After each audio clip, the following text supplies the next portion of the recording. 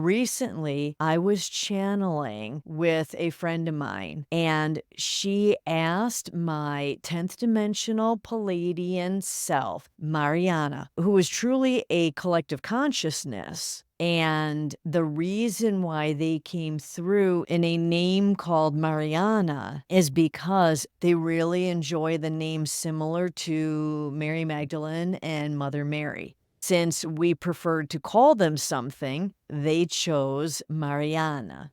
Understand that this other aspect of my soul self, this is me in another life. Our souls have many, many incarnations, many lives at the same time. So this is me in another life that my 3D human self was merged with. This is what Mariana had to say about using crystals.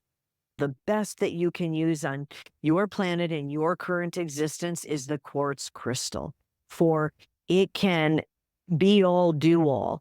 Now, you have, as humanity, in your current consciousness, you have very specific, we won't say rigid, but we'll say very specific utilizations of each crystal, and that's Mm, okay. All crystals have their favorite frequencies, but they okay. possess all frequencies. So if there was one thing we could say about crystals, love them all, have them all. We are smiling now because we can see Tracy's house and she has all of the crystals. But Mm, understand, quartz crystal, it's where it starts and where it ends. It is the great conductor. So, mm, as a 3D society, as a blossoming 5D society, your most valuable conductor would be the quartz crystal. Now, we will also tell you the different shapes.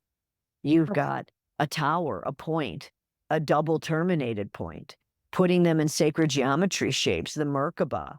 When you carve your quartz crystal into other shapes, you are immediately downloading, you are immediately sending light Mm, codes into yourself. It is access. It is like in your olden days when you put money in a payphone, you would get a dial tone and you would be able to call.